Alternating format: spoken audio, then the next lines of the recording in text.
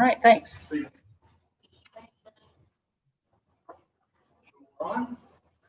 Well, we're streaming live.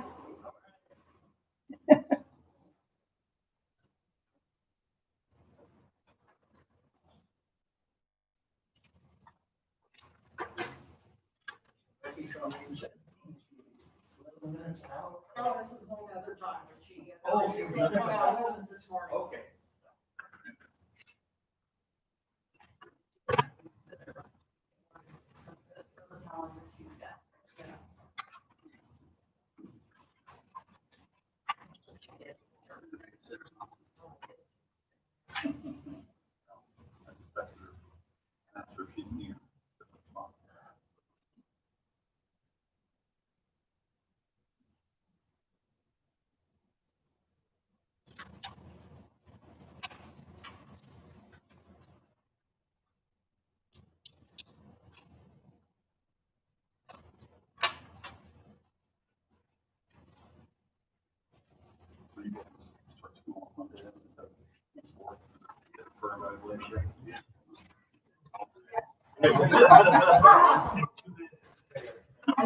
Plenty.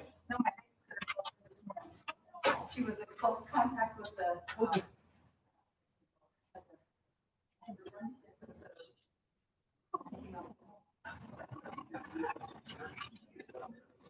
I did. Oh, no.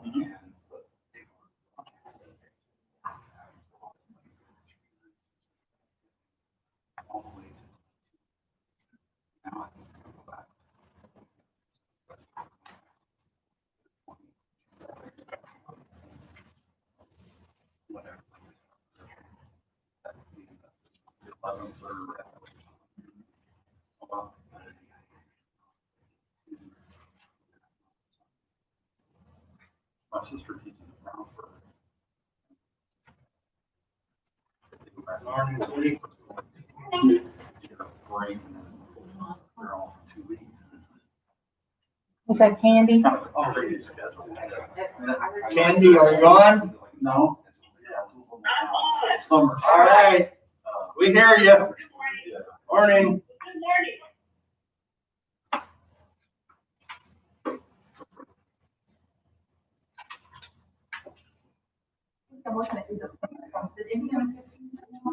I have them. Jerry had to sign them. Okay.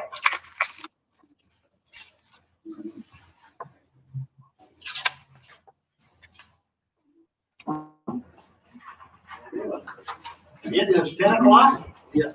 The assigned hour, everybody stand for the pledge, please. I pledge allegiance to the flag of the United States of America, and to the republic for which it stands, one nation, under God, indivisible, with liberty and justice for all.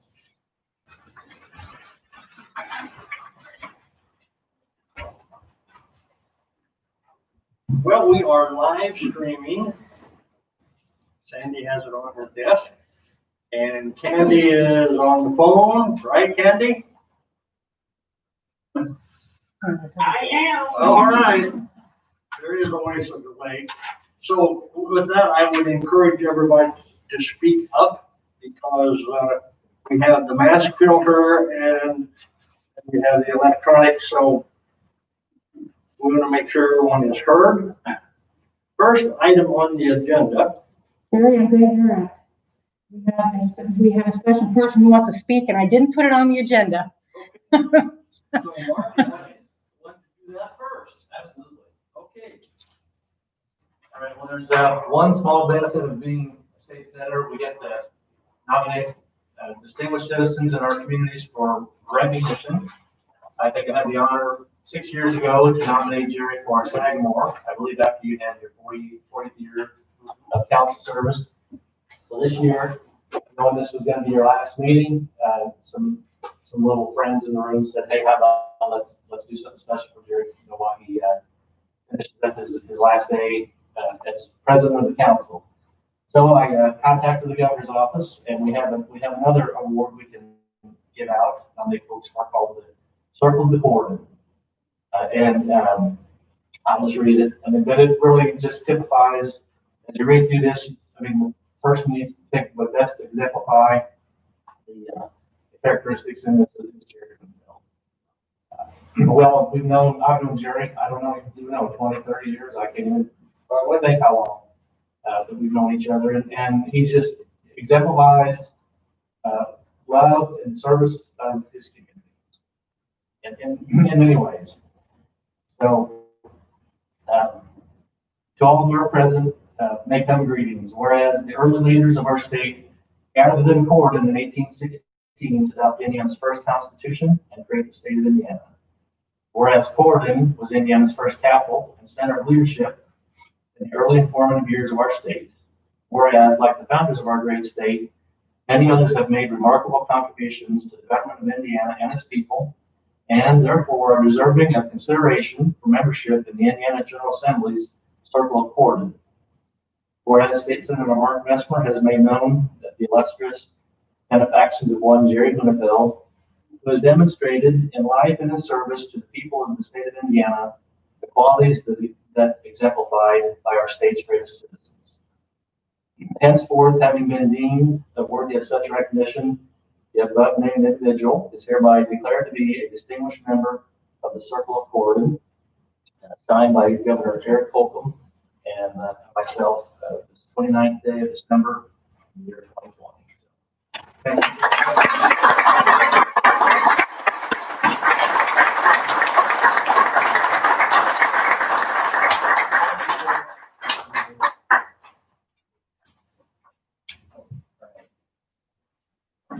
And that's all I've got. If anybody else wants to chime in with thanks to Jerry for his 46 years of service in office, plus some other things he's done throughout his lifetime to serve our community.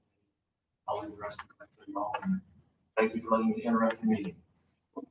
I get the distinct honor to get to present to you your retirement award from Dubois County.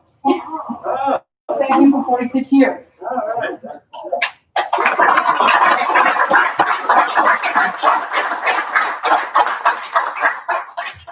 And I framed your minutes for your very first meeting. You were sworn in. It was a short meeting.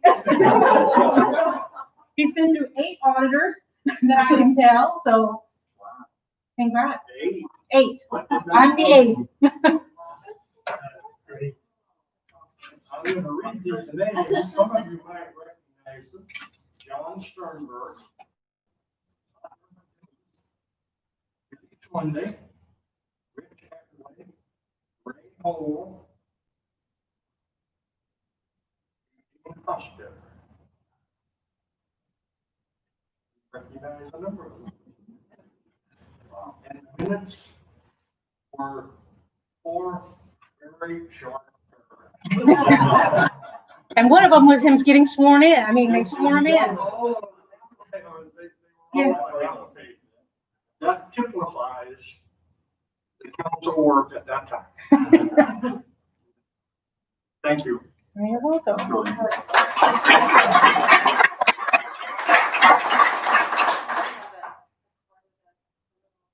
Gratitude.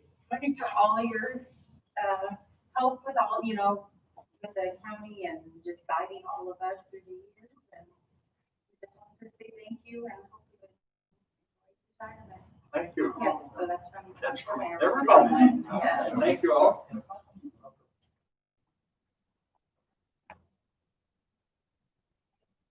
That's all I have. I think we'll continue with the meeting. And yes, thanks, Mark. We will approve the minutes. They were emailed to you, and I might note they are better than 3 pages long, as opposed to less than half a page from that. I'll make a motion that we're accept minutes as proposed.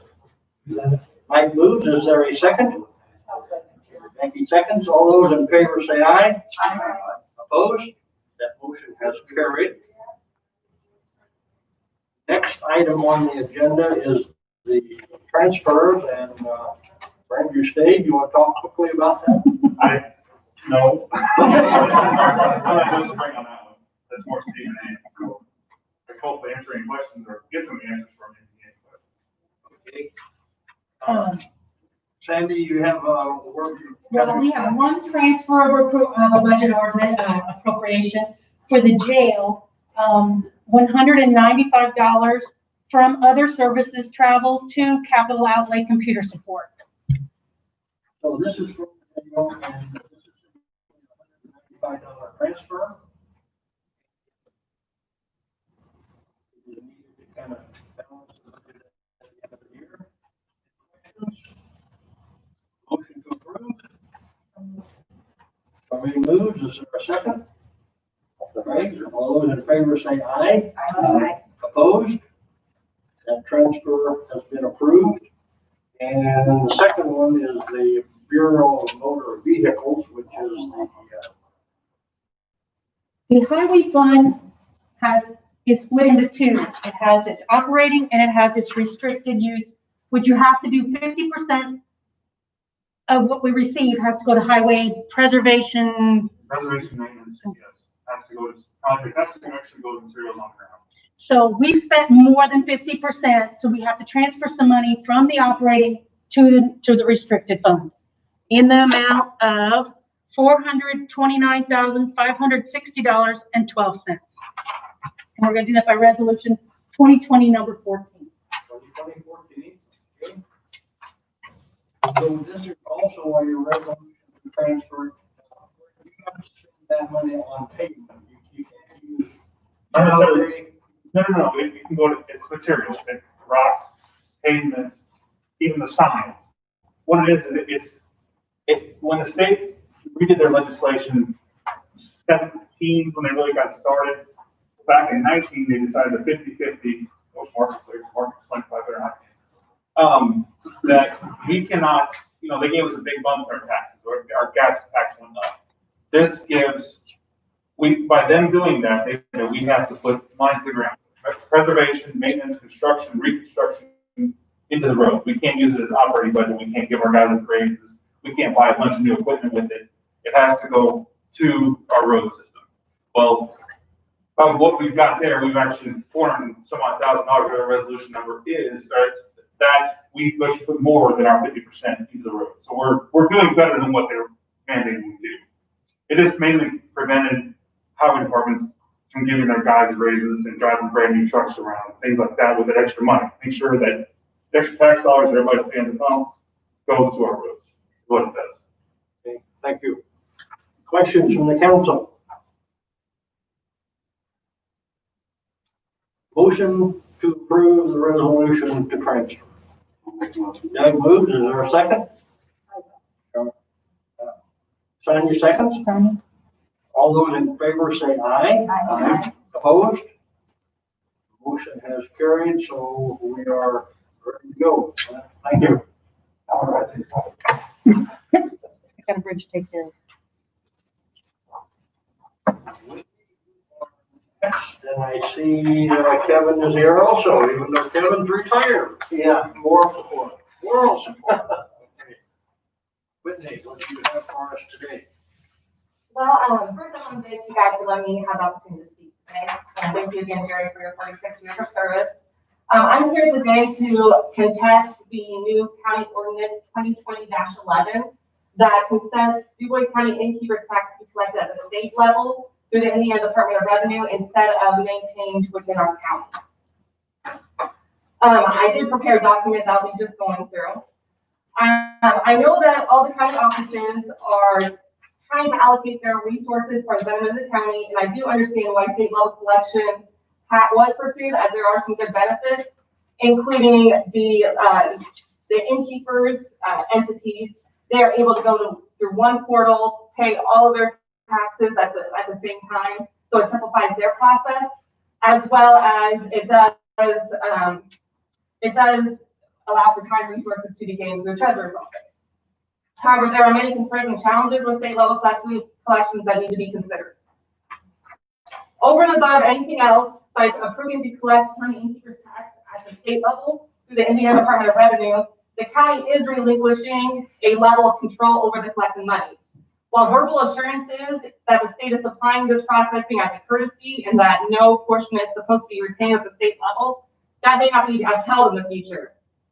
Eventually, the state of Indiana may feel like they need to be compensated for that service. And that would be, if that becomes the state prerogative, the county would suffer a loss that should really rightfully stay within its compliance. So we could be potentially losing money in the future by going this route. I did talk with the executive director of Indiana Tourism Association. She had a document that was prepared by different counties that went from county level collection to state level collection, and they listed the different challenges that they've seen with that transfer. At that time, 8 counties, this was a year and a half ago, 8 counties did state level collection. I think there might be 9 now, so a very small number decided to go state level collection. And it is highly encouraged by the Indiana Tourism Association to stay at the county level for collections. One relevant challenge that our county would definitely face is an elongated lag time between the month of when sales are collected. Sorry, I got a little nervous there. I'm going to repeat that. One relevant challenge that our county would face is that there's going to be a elongated lag time between the month of when sales and when the county receives the collected monies and then reports, as there's an extra middleman complicating the process. So the tourism operations are going to be less efficient with that lag time. It's going to really complicate the process. And right now, there's a very simplified process. A second challenge is that there's red flags for tax evasions. They aren't realized. So state level employees are not going to have the knowledge that the county employees have about the different entities, as well as they won't have the vested interest. So with that, there's a much lower confidence that special attention will be upheld to find the different discrepancies. In fact, with the Indiana Tourism Association, they let me know that one county compared STR hotel sales data and the actual amount collected by the state, and they projected a loss of $636,000 that the county never received. A third challenge, and the last one, that was found was that the Indiana Department of Revenue is not inclined to heavily pursue delinquencies. One Indiana county had a property go delinquent for over a year. The property ended up going into bankruptcy, and the Indiana Department of Revenue did nothing either pre or post bankruptcy to collect those monies. After that, the county then initiated to overturn the ordinance where it went from the state level back to the county level. And after that switch, they found 2 other delinquencies as well. That was not known before that. So those are the different challenges and concerns I have. Overall, I do hope that the collection of innkeeper's tax is viewed as an important endeavor for our county and not seen as unjustified burden. Based on the latest analytic data received this year, I did want to kind of share the different impacts of tourism that has in our county and kind of justify why spending resources to maintain tourism in our county is very important. The economic impact of tourism for Dubois County totals $91.1 million. Every dollar of that, 46 cents, stays local. So that equates to $41.9 million staying locally through tourism. Tourism in Dubois County supports 1,083 jobs and $24.4 million in wages. Tourism in Dubois County generates $9.1 million in state and local taxes, which $5 million of that is sales tax. $2.5 million is property taxes, so those are our property taxes, and $1.4 million in all other taxes. Lastly, if tourism did not exist, each of the 17,938 households would have to pay an additional $505 per year in taxes to maintain current state and local tax level. So tourism is very important to our county. So in summary, while there's some benefits, counties that changed to state level collections found that tourism operations are less efficient with the elongated lag times. Delinquencies are not heavily pursued. Red flags of innkeepers not paying the correct amount go unnoticed. And most concerning, the county is relinquishing the control of the funds with possible future ramifications. All things considered, I'd like to formally request a reversal of ordinance in which county innkeepers tax remains collected at the county level, as it has done for 30 years. So we started in 1991, and it has always been kept at the county level. And it's been a simple process and has been working well. Now, having said that, if there's any way that our office could even align with the treasurer's office to relieve any foreseen burden, we would greatly prefer that avenue as opposed to state level collections. I would love to work with Kitty Markley in the office and help with overcome any resource issues that is created with the collection of innkeeper's tax. I would be happy to do whatever I can to keep this at a local level. Thank you for your time and consideration. That's it. Thank you. Are there any comments from the council? Questions or comments? This was a resolution that we passed last time, and it's already in the process of being processed at the state level. So I'm not sure we can do anything right now to change that because it's already in motion. But I'm interested in hearing from comments from the council. I mean, I'm just curious, how do you audit locally? How do you audit someone at the hotel? Sure. Do they open their books to you? So right now, the county treasurers collect the innkeeper's tax. And then they compile a summary of what each person gives, and then they send us a summary. If there is someone that did not turn in their monies, the treasurer's office automatically sends them a letter to help collect those delinquencies. In the past, if they do not pay, we actually personally contact them, our office does, and we go and talk with them to see what's going on, see if we can overcome why they're not paying. And it has worked well in the past because we were able to get the knowledge that they didn't pay right away, so we can fix the problem immediately. So you really pursue the delinquencies, not audit that 50 people stayed at the hotel and they reported 25. No, there are some different red flags. So if there is a lot of exemptions that they show, we kind of compare that with the SDR hotel sales data. We do receive that data. And so we kind of look through and see if things line up and if they're making sense. And so that's another way for us to kind of look at those different red flags. And I know it's been really nice to contact Kitty and Bridget with the treasurer's office. They've been very helpful in the past, and I really would hate to change the process. Because it'd be someone that we do not know that would be addressing. Just one thing to add, we do have history. There's an Excel spreadsheet that all of this data is recorded in over the years, and we watch that. And we watch that, and if that data doesn't show that it's heading in the right direction, we actually contact the hoteliers, the lodging partners, and to get their feedback on why the revenue has gone down. So there's a lot of follow-up that we have. The only other thing I want to add to this is this process has been in place for 30 years. It's a very simple process. We run copies of the statements that go out to the hoteliers. We send them an envelope. They send their money in once a month to the treasurer's office. It's recorded.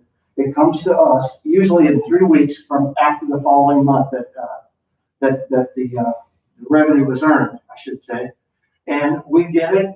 We go in, we put our data in, we check everything. If anything's late, as Whitney had said, we've gone right up and had talks with them. And very rarely do we have over a 1 month delay in this process. And as a past president of Indiana Tourism Association, I was heavily involved with this a year and a half, 2 years ago, when this was all taking place. And the state of Indiana doesn't really even want to collect this money. They don't want to deal with it. They want it to be done at the state level. I've got numerous examples, more than what Whitney has talked to you about late payments coming back. And it's not a good process. And I'll leave you with this. If you collect money in the county and it has an opportunity to stay in your county, then why would you send it to the state to wait on it to come back potentially sometime in the future? If you were collecting money, would you do that? To me, that makes no sense whatsoever.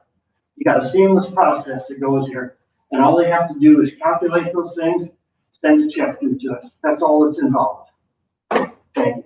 Thanks, Kevin.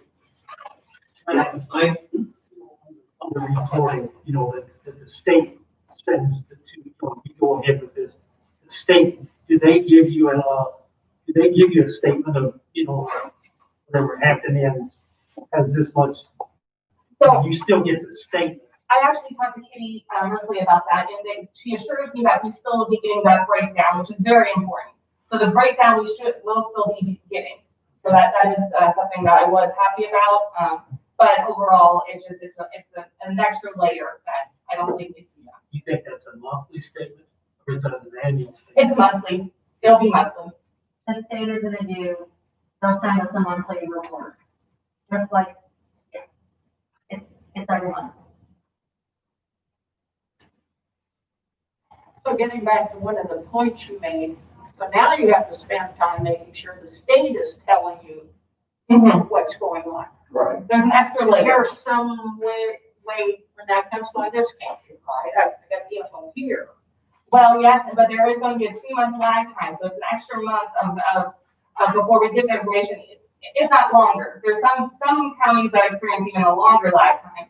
So it's not going to be able to pretty well see what's going on immediately and, go into action. We have to wait.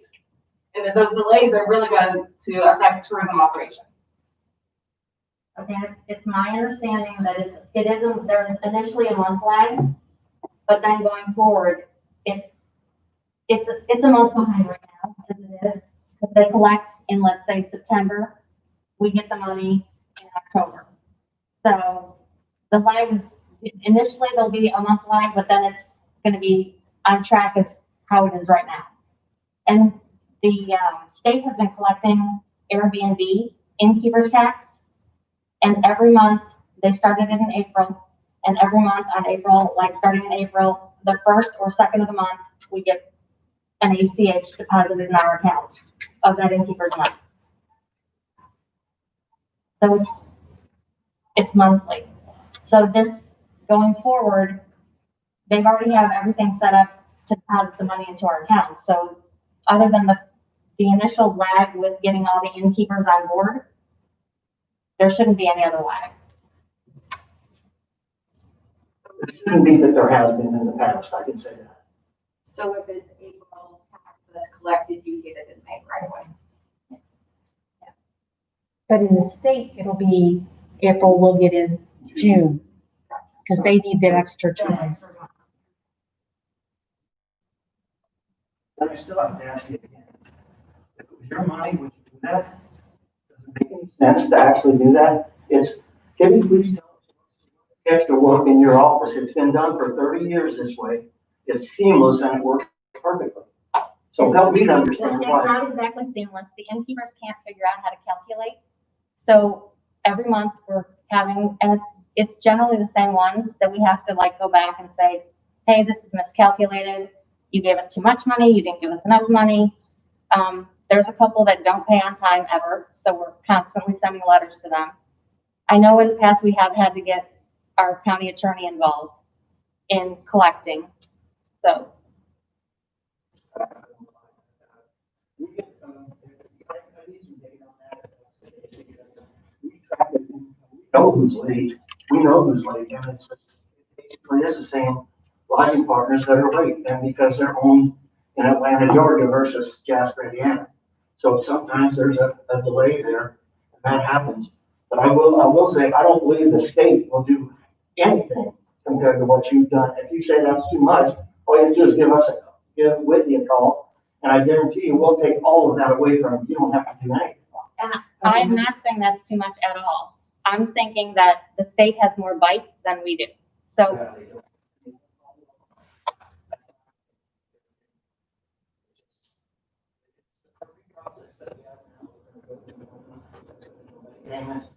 They aren't gonna care what's happening in Dubois County. Dubois County cares what's happening in Dubois County, that's why it should stay here. That's my take on it, so. Questions, comments from the council?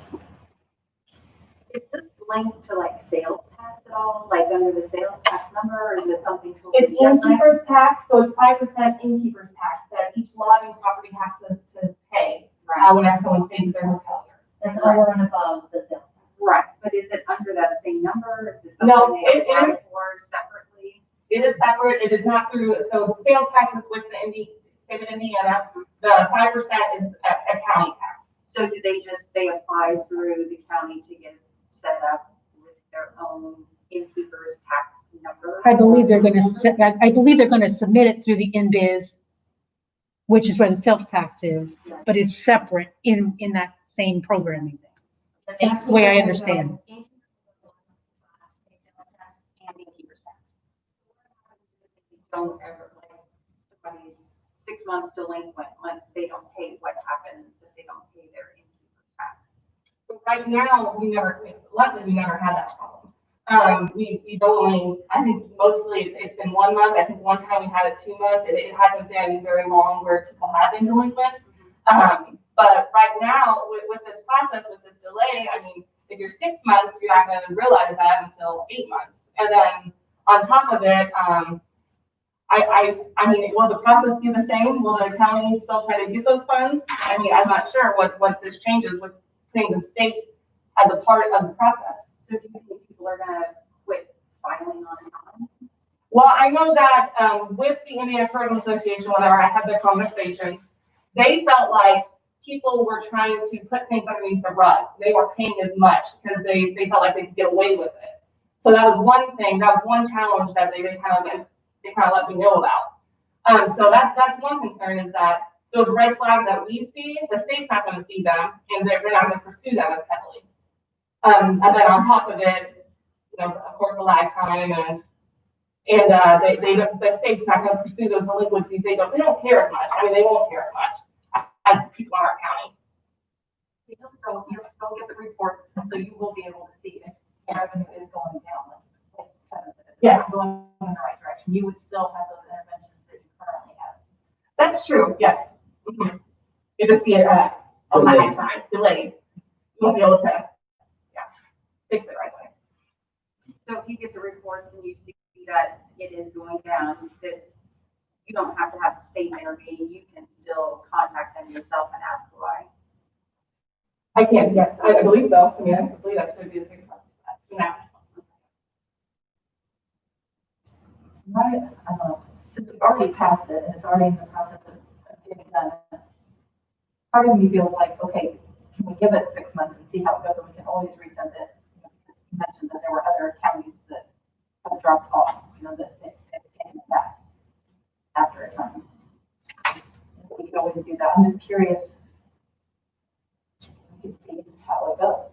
Because at this time, you can't really stop it regardless, right? I mean, it's already in process, is that correct? That's what Sandy said.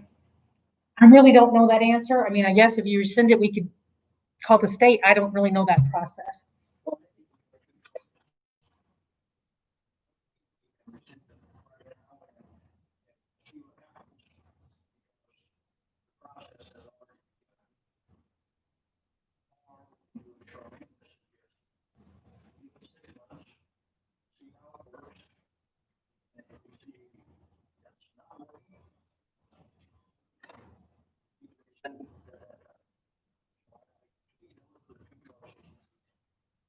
I would say that all the hotels have been notified, and they are all on the process now of signing up for the state site.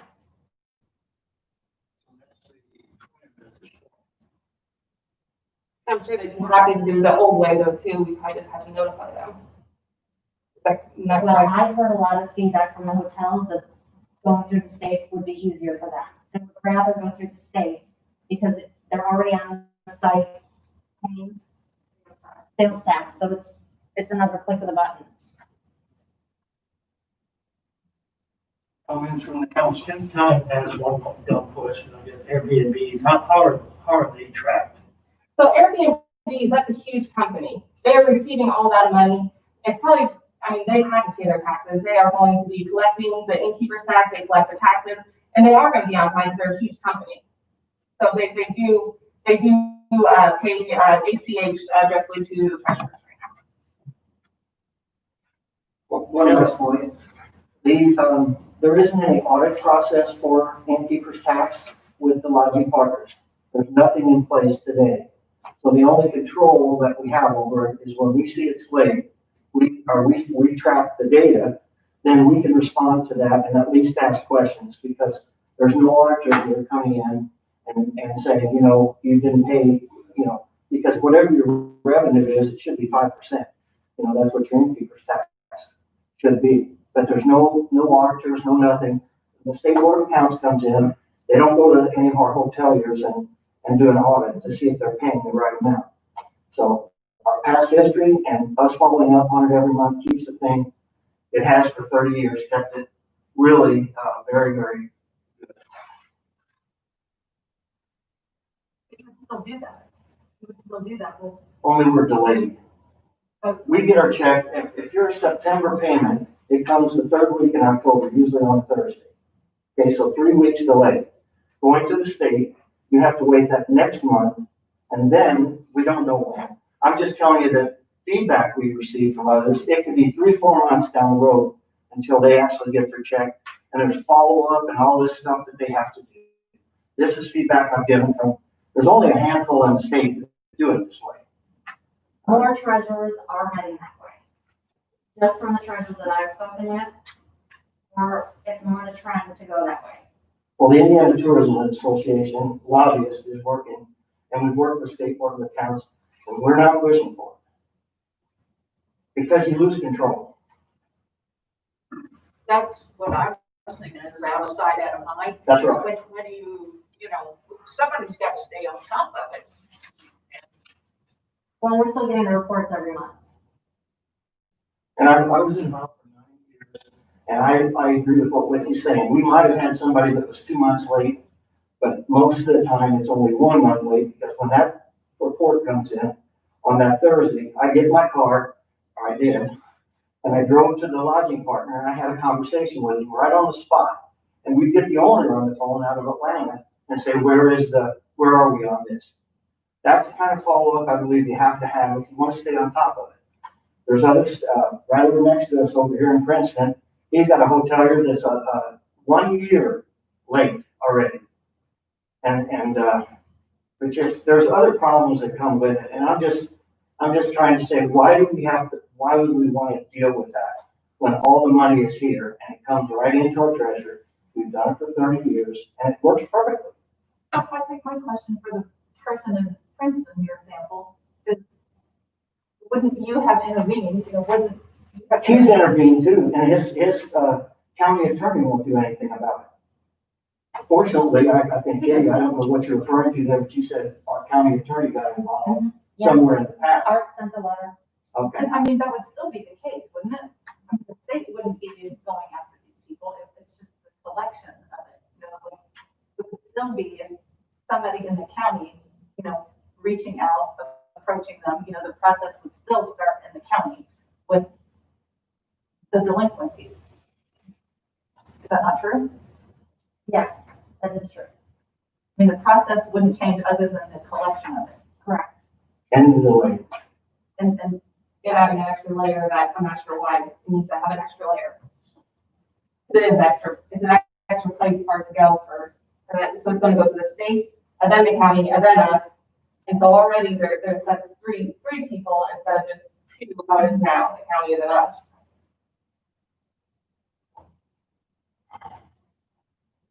I mean, the example that the person is a year late, that's still, the county still has the control, if you will, over that situation. Well, they're probably not paying their property taxes either, they're not paying their income tax.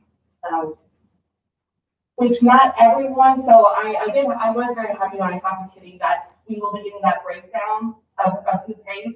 Not everyone receives that. So people in our position sometimes just get a summary, and then their hands are tied because they don't know who's paying and who's not paying, who's delinquent. So that is one thing that I am fortunate that I don't think we're gonna run into. We are still gonna get that breakdown correct. So. So what is, like, if somebody is delinquent or would get more than a month behind, what is the penalty? Because isn't that considered like trust money? Like sales tax is considered trust money, you collect it, you can't keep that money, you can't use it for anything else, you have to remit it to the state. And once you're so far behind, they yank your sales tax number and you're no longer in business. Or you can't, depending on your business, you can't get certain other licenses renewed without that you being current on your taxes. Is there no? That's a good question. So do you have an answer to that? Because we have been fortunate, like I said, that we haven't had the. I mean, are you just afraid people are gonna stop paying because they're doing it through the state? I'm worried that Already we're, paying. I'm worried we're complicating the process and it does not need to be complicated. It should be simplified. I'm worried that there's gonna be red flags that are missed with this extra layer, that people aren't gonna be paying as much and it will be more difficult to figure out. I'm worried that this delay is gonna affect our overall operations. I have a lot of concerns and challenges with this. And I guess I don't quite understand why, what's the reasoning why? I mean, if I can help, if it's resource allocation where it's just taking too much time to collect innkeeper's tax and give summaries and different things, I'd be happy to step in any way. I mean, our office would love to help. You know, we can help simplify anything, or, you know, just take the time and send the letters, or we already contact people, but we can send the letters and we can do different things too. So I guess the biggest question is, why do you want to complicate it? I'm trying to simplify for the innkeeper. That's where my mind is going. I'm trying to simplify for the innkeepers. It just seems like it's streamlining. They're already on the site. They have to pay their sales tax. They click another button. Where it's with us, they have to fill out a form, send it to their accountant. The accountant then has to verify it, send it back to them for a signature. Then it comes to my office. Well, how's the property tax collected? Is that, do we make an online portal through the county? Is there an online portal I for would love property that. tax? Yes, I would love that. But that stays within the county, it's on the county's portal. I mean, would that be a possibility of having a portal online through the county instead of bringing the state involved? I mean, we don't have that now. It's not an option. Okay. So, yeah. On your question, I believe the late payment, if they're late, is 10%. They pay 10%. And Kenny, is it right that you keep that 10%? The county keeps the 10%? Yes. Okay. But we don't normally get any money. Occasionally, like there is one hotel or two that are late consistently, but yeah. They do pay the 10%, yes. Okay. And the county keeps that? And we still would, like, we could still get that delinquent payment and we would still keep it. Through the state, yes, through the state. The other thing would be, the state's doing it free now.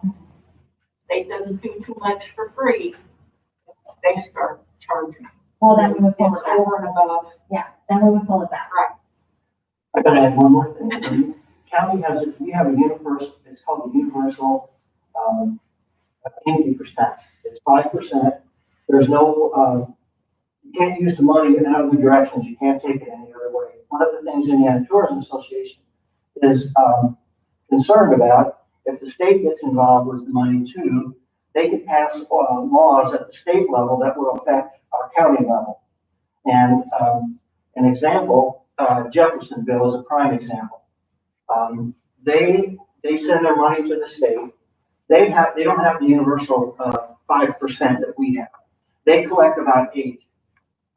And 2% of that is kept at the state level, and then it's sent to somebody else for capital improvements. You can write an ordinance any way that you want at the county level, and because you still control it. But one of the things that Indiana Tourism Association is concerned about is potential in the future diversion of that money to go in other accounts. We keep it at the county level. We don't ever have to worry about that. We're going to get audited every year. We haven't been in the past, but Visit Dubois County is now a nonprofit, so we're going to get audited by outside auditors to make sure that all the money is spent right, all of our, everything is accurate, and I'm in favor of that. I like to have that involvement, you know, so.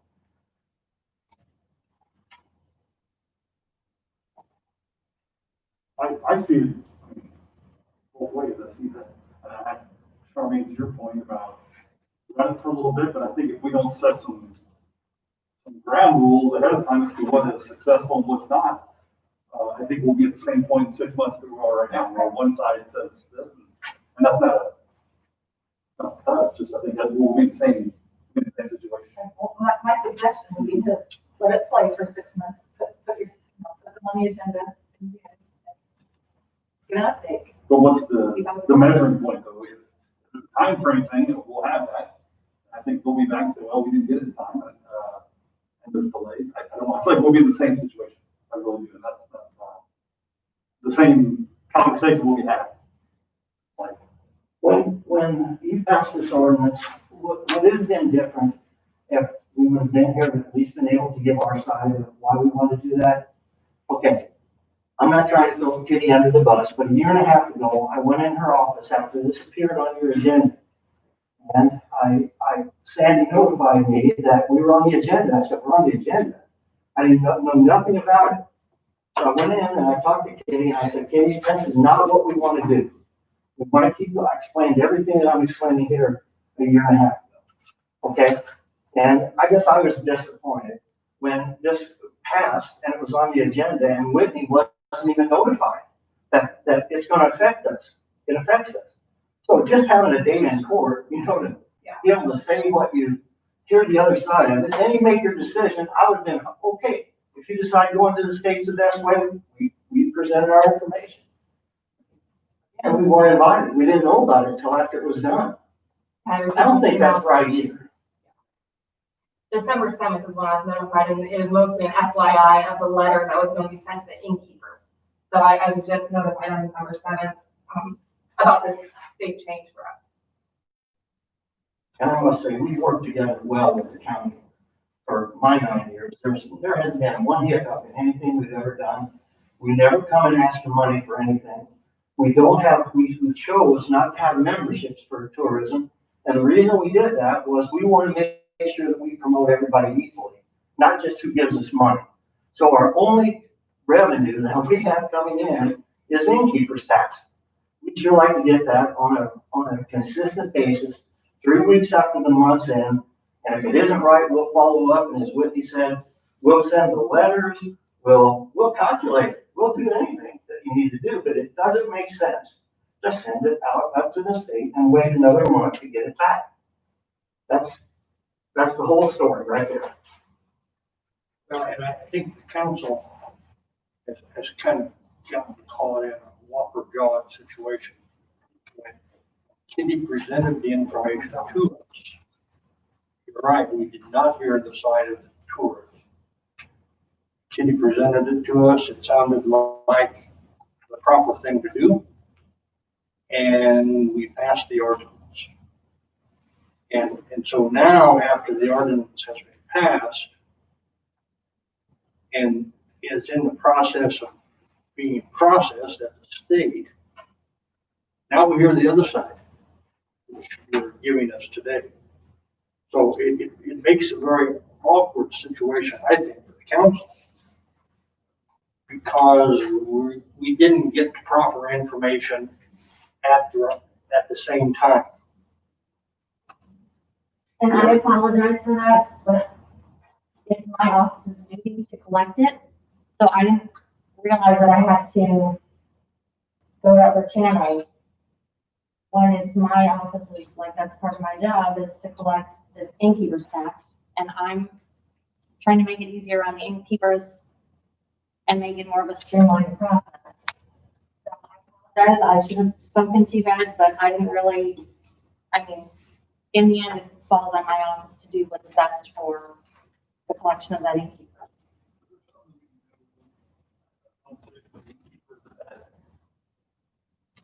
Ask them what makes it easier for you. You know, right now, if you're saying that it's easier on the state side and a couple clicks and done, is there something that we can ask them, well, what can, besides the click of the state, what can we do that makes it easy as well? Is that it?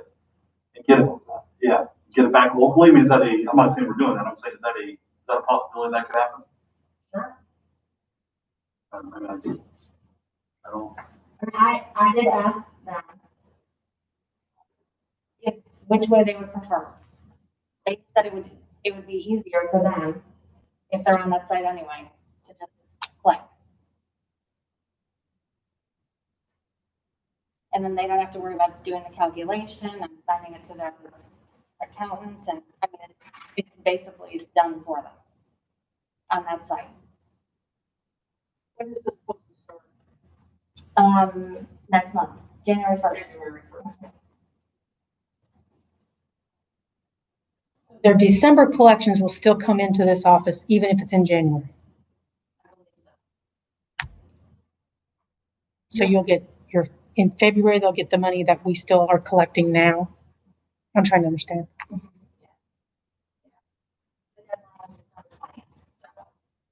So when they pay in January 20th, you won't get any money from the state until March. So there will be a February lag time where you don't, except for the money that we collect right now. This is also a very rough time for everyone. I know that because of COVID. I've been down. It's quite a challenge to even run the office the way it is now. So why we don't see it necessary to add another month and wait on money that should be there right away, so. And other questions or comments from the council? I think the decision we have to make, and we have to make one today, is, we rescind it today, go back the way it was, tell the state, stop all the wheels, call things to a halt, or do we give it some time and maybe give Kitty an opportunity to check with the innkeepers and see what they prefer? So I think those are our two options. Stop it now, rescind the ordinance, or let the ordinance take effect and then reevaluate. We just don't have to wait 6 months, maybe we'll wait till March. I don't know if that's I think with this new information, I don't think I would have ever voted for it to begin with. Just because of all the uncertainties of the innkeepers gonna try to keep the system a little bit, because it's not safe at a lifetime, especially since it's, already a strange time. I don't think I would have voted to do this in the first place. I think we kind of dropped the ball and not making sure we covered all the bases to make sure that, everybody involved was a chance to speak. I mean, that we said it, I don't know. I mean, we have 6 months. I think if everybody knows that they got 6 months to, do the right thing, they'll do the right thing for 6 months, and then they might try to skirt the system a little bit. So I don't really struggling with this. I don't know what everything is. I'm not sure either. I'm not quite sure what's the proper action here. It still seems to me like we got two choices. Rescind or give it 6 months. I think it's much easier to resend now before we even start the process, because the innkeepers are having to switch wheels. So you think it would be easier to just rescind it now and? The state has none of the money right now, nobody's submitting anything to the state. There's no mopping up and making sure, whose crumbs come in if we, Yeah, there's not that lag, and then another lag of changing back the whole system. Or what, if we don't wait the 6 months. My question is, so for the ones that you have to go visit, is it because there's this lag time on their end of having to paper file, or are they just not paying because they don't have the money, or? No, the ones that I've been involved with is primarily 1 or 2 people. They're owned by companies that are outside of our area. Atlanta, Georgia is the home office of the one place. And he just delays it. The guy delays it. If his revenue is down, he doesn't want to pay his innkeeper's tax right away. He just delays it. So when I go and talk to him and I say, hey, I'm not just talking to you, get the owner on the phone, I want to find this out. We usually get it resolved right then and there by calling him on it. I guarantee you, if we don't do that, he's going to delay it even longer because he's getting away with it. And nobody at the state level is gonna follow up on that. Yeah. So but you'll be getting the monthly reports though, right? Yes, To know. we will, but then it's gonna be delayed a little further before we can contact them.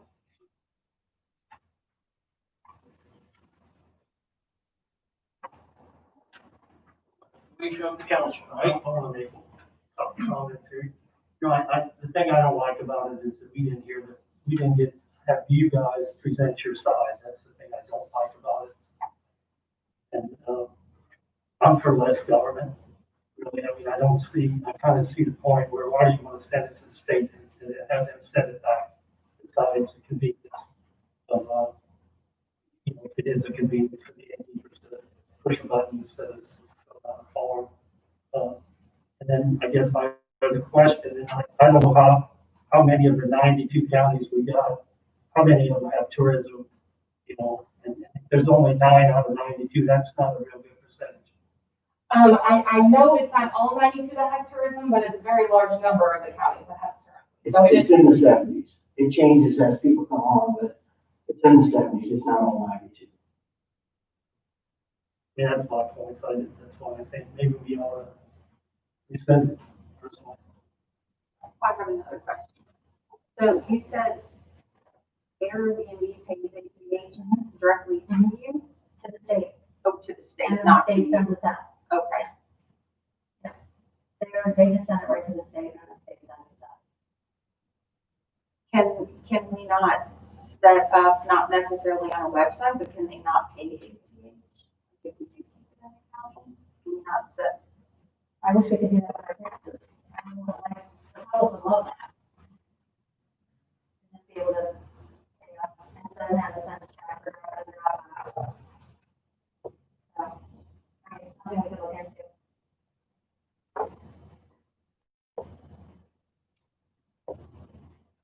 So has the innkeeper tax always been 5%? No. Is that It a, was 4% back in, when it started in 94. It started at 3%, Or 3, okay. and then it went to 4, and then it went to 5. Jerry knows. We've done this research. 5 is the universal. That's what the majority of, the largest cities, Indy's got 11, it's like 9 at Lafayette. They file to get more innkeeper's tax. We've never done that. I think the statute is where we are. I think the statute says 5%, and that's where we are. Right.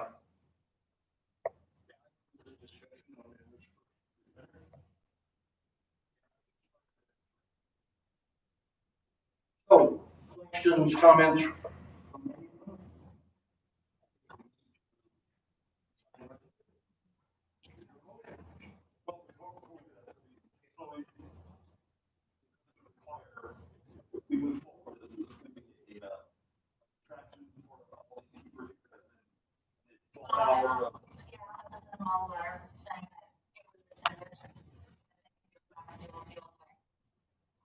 First thing, make phone calls if you'd like, you know. Okay.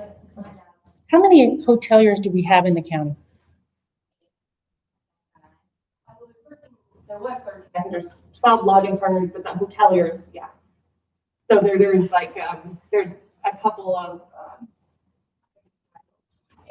houseboat rentals and Future Hills Marina.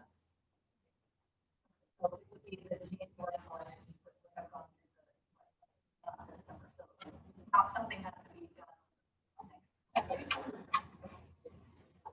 Well, I would do it immediately, like, Right, of course, but I mean, it's not gonna be their number collections that would go into. No, those are already done.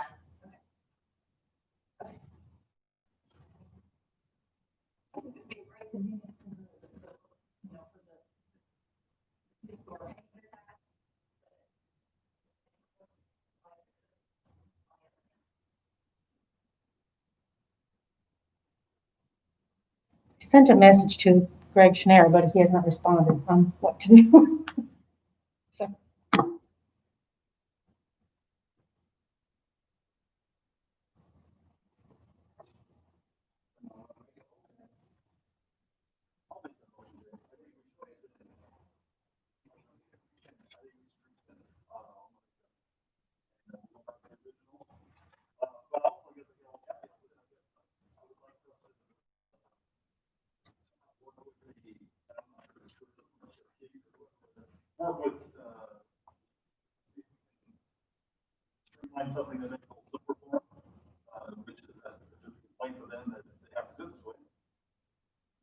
It might be a cost, I don't know, I mean, but let's see what we can do to improve that process. Craig, the form that is used was put together with tourism and the state board of accounts.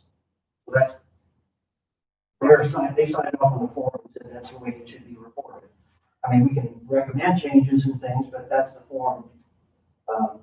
So that I don't, without doing something up at the state level, we get that changed. You'd have to get their approval for a new form. Right.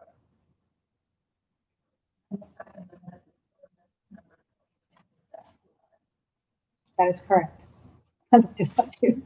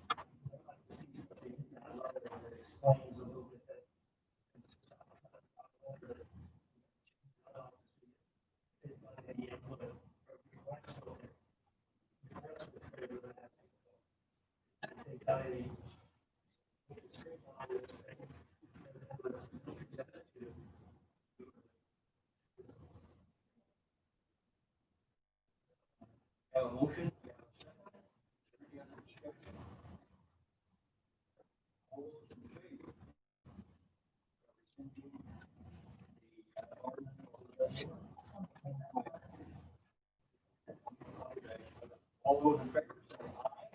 Aye. All those opposed? The resolution has been rescinded, and we will continue to do what we want. Thank you. Thank you all. Appreciate you hearing this. Thank you.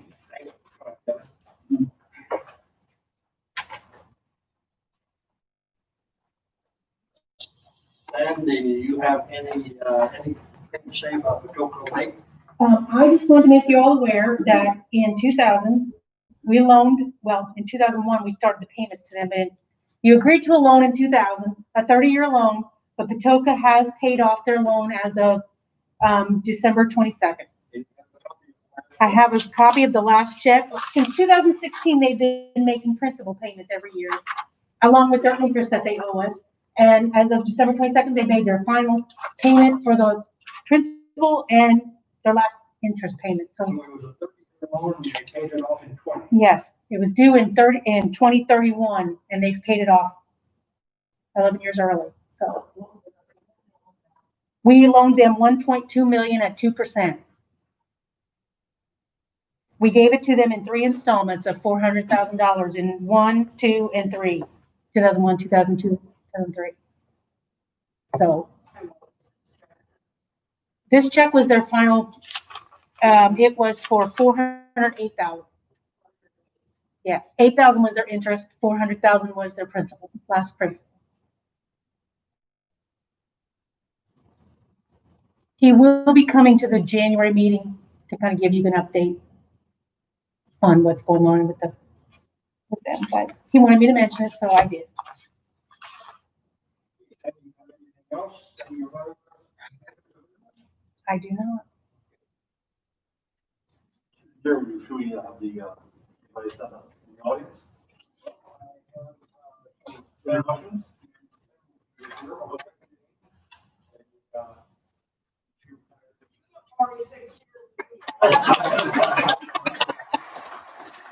She retired from Greater Jasper in the middle 90s, and like me, a retired educator.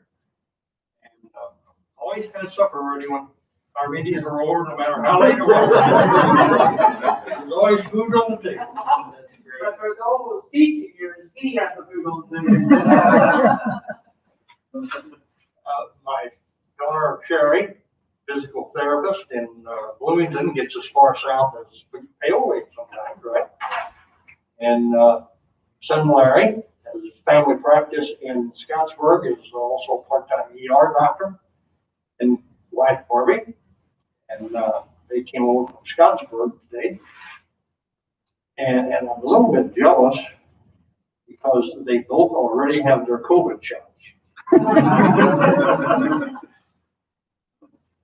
So thank you all for your attention.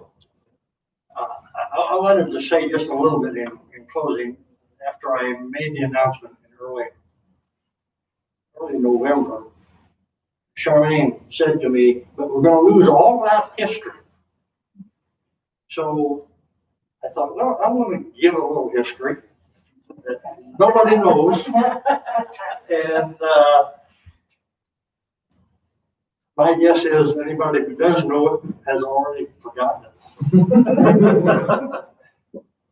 When I was attending my first meeting in the courthouse, Sandy, I think it's where the treasurer is now. Yes, it is. We had outside windows, a real narrow room. There was probably a 10-foot oak table. 3 council people on one side, 3 on the other, president on the end, auditor on the other end. And we never had visitors. There was no place for the press. They never showed up. If you did have somebody come, and occasionally there would be people come, they would kind of have to be in behind us because there was no way to arrange the room so that we could all face those people. So I walk into the room, I don't know anyone. Of course, they don't know me. I've just defeated a popular incumbent, somebody they had served with before. I'm the youngest person there.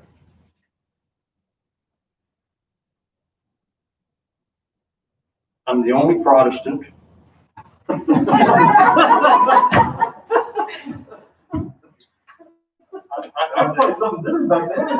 That was a big deal, Craig. Now we don't even think about it. I can even tell what you are. But back in those days, that was a big deal. I was, of course, obviously the only Republican and they didn't know what one would look like.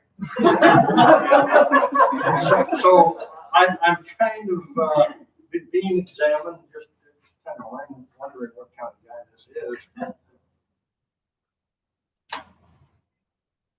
One of the members was a chain smoker, had a cigarette lit the whole time during the meeting. A couple of other people were smokers. By the end of the meeting, of course, the air was blue. And to a non-smoker, that was kind of a shock. I had a friend, still do have this friend, taught with me at Southridge. Her room was just around the corner. She lived in Jasper. Her family was from Jasper, from a very prominent political family in Jasper. And I would say it happened a couple of years after I first was elected. Her father died. He was a Becker.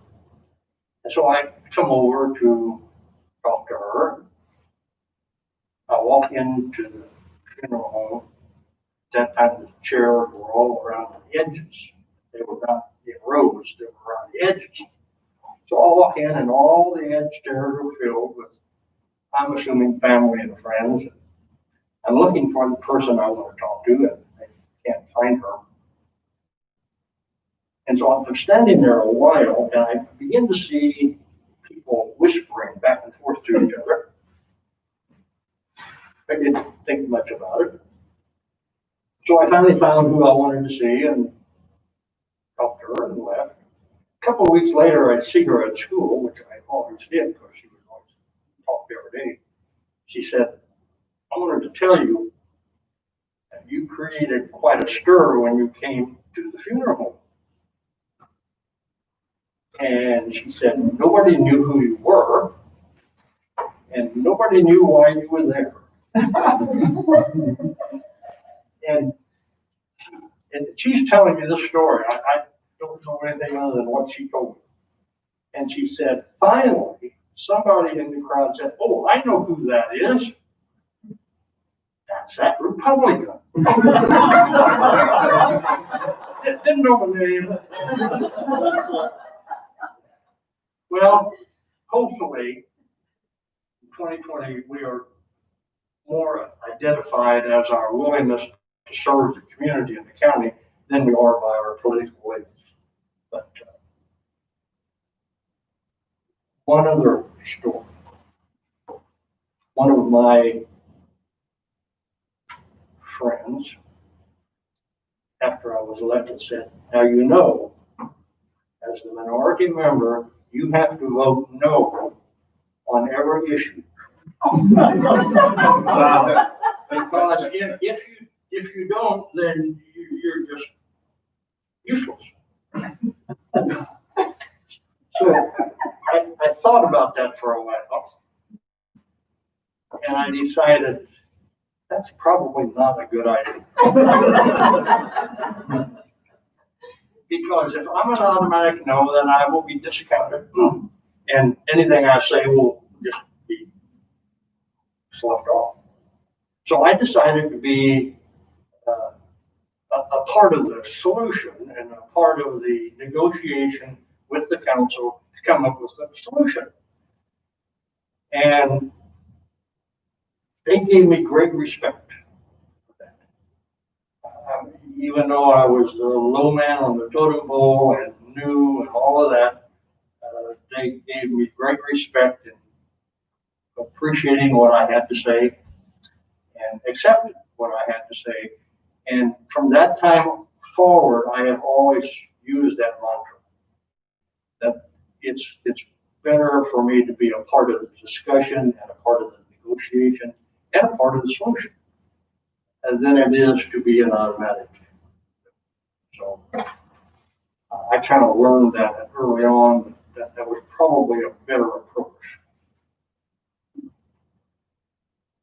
So you take the room, the smoke-filled room,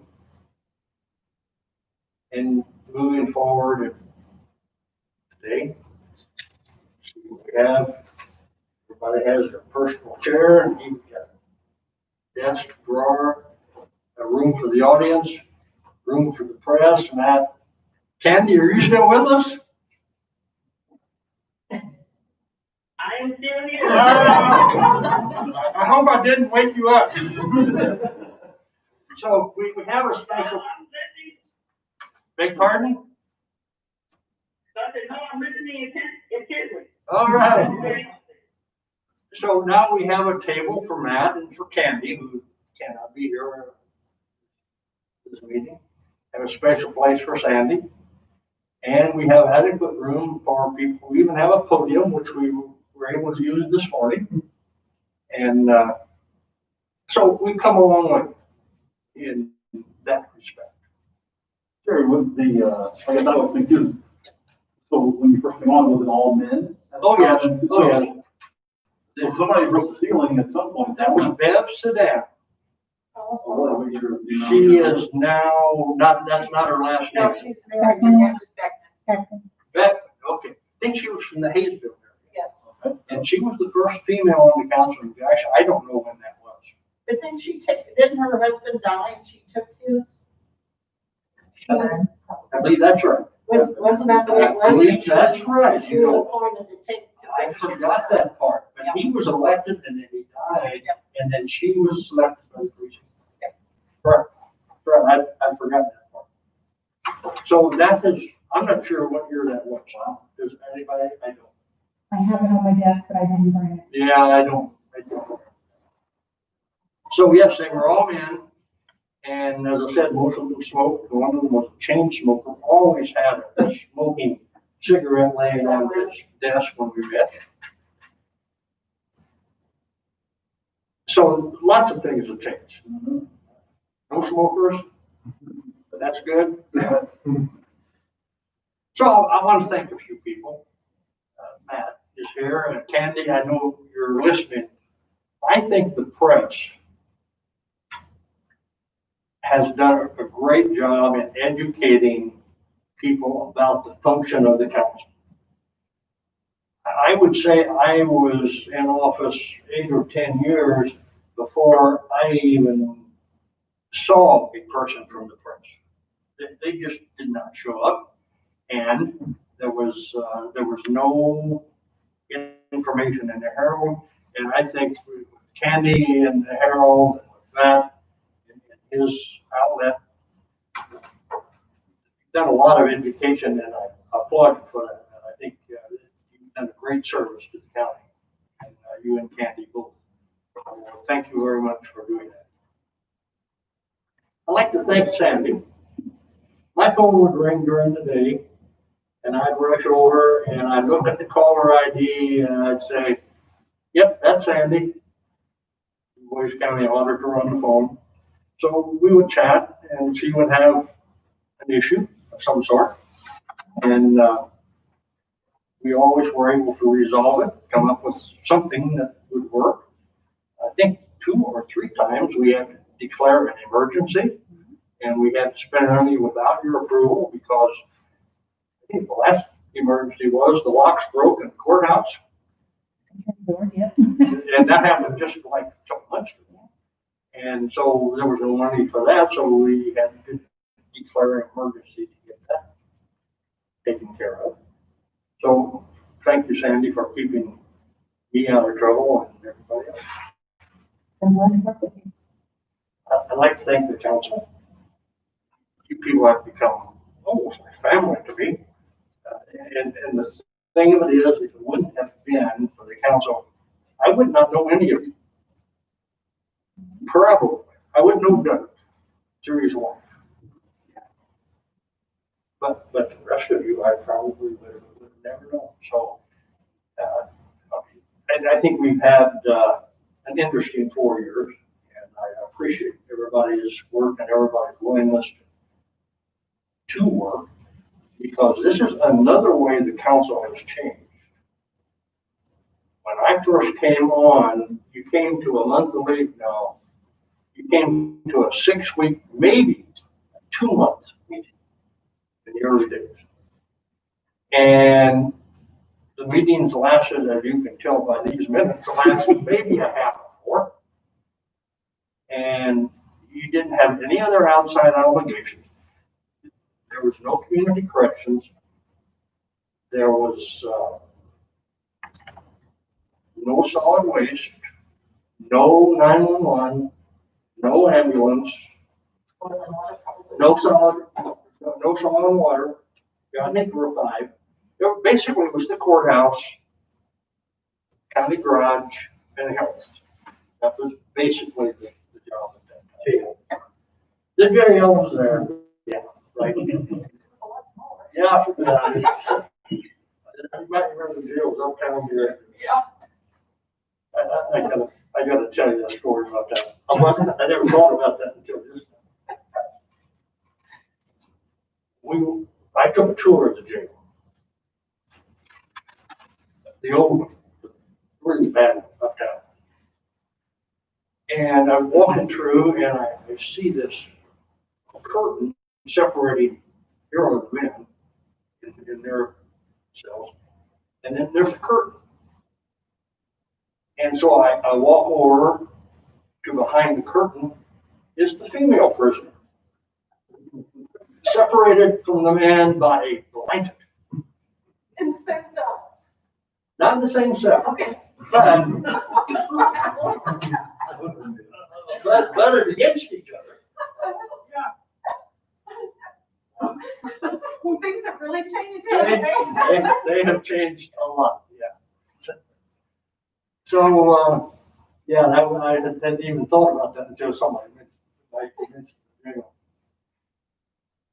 That had probably a lot more stories behind it than you're just saying. I'm sure that that was Ambrose Wilkes, I think was the sheriff at that time, and he lived upstairs. And jail was downstairs.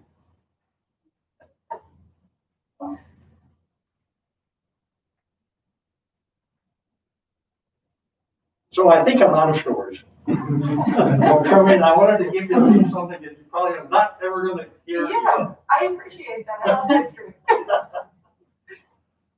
Well, we're going from 46 years of experience down to 6, starting January 1. So, slide off a little bit. Yes. Yep. But I feel very confident.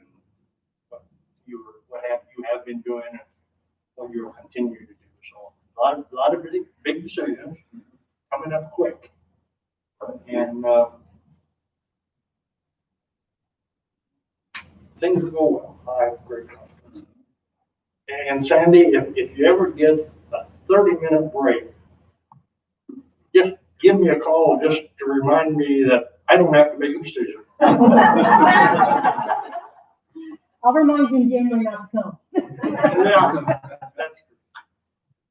Any other comments or? Yeah, go ahead, Chad. Just for the record, I'm Chad Blessinger, I'm one of the county commissioners. I apologize, I didn't think that your presentation was going to be till the end of the meeting, so I apologize for missing that at the beginning of the meeting.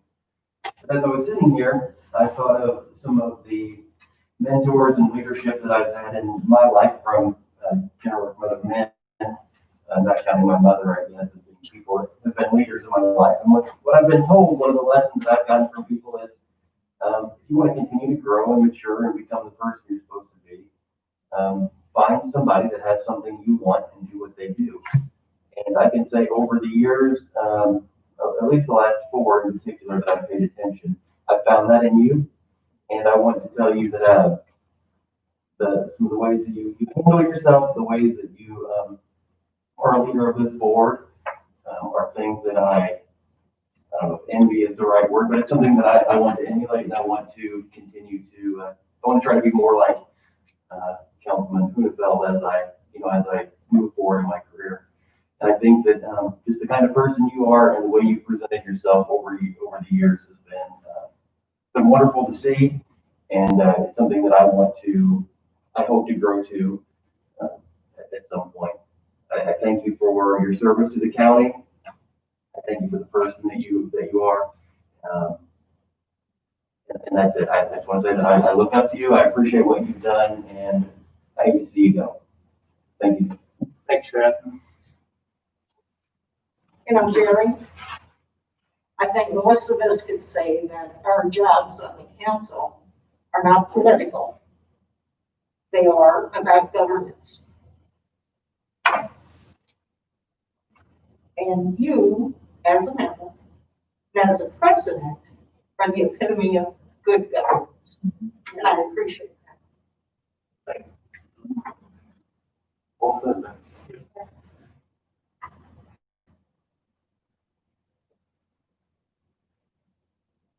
Charlene, we're ready for your act. I'll second.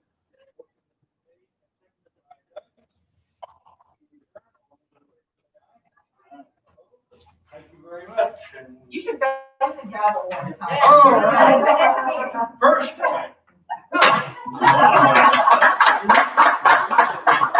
Get a picture of everybody here. Yeah, I can do that. You know, see if we can just get everybody. Never the crazy photos.